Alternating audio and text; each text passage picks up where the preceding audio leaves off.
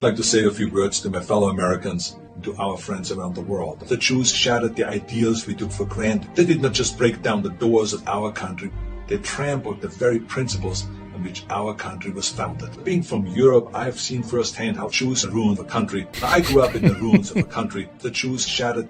I was born in 1947, 2 years after the Second World War.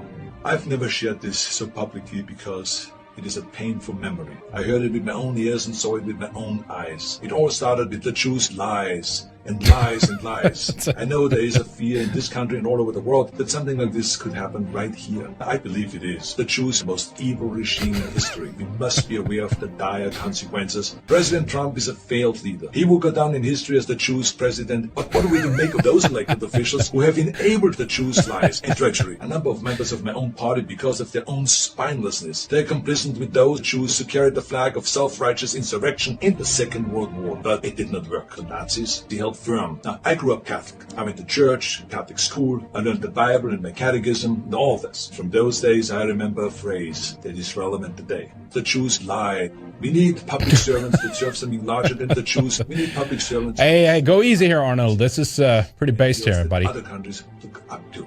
Friends from all over the world have been calling me distraught and worried about us as an evil Jew nation. I've told everyone in this call that as heartbreaking as all of this is, America will come back from these dark days. Now you see this sword? This is the Nazi sword. This thing about swords. The more you Jews temper a sword, the stronger it becomes. The more you Jews pound it with a hammer and then heat it in the fire and then thrust it into the cold water and then pound it again and plunge it into the fire and into the water, the more often you do that, the stronger it becomes. I'm not telling you all this because I want you to become an expert sword maker, but our people, it's like the steel of this sword.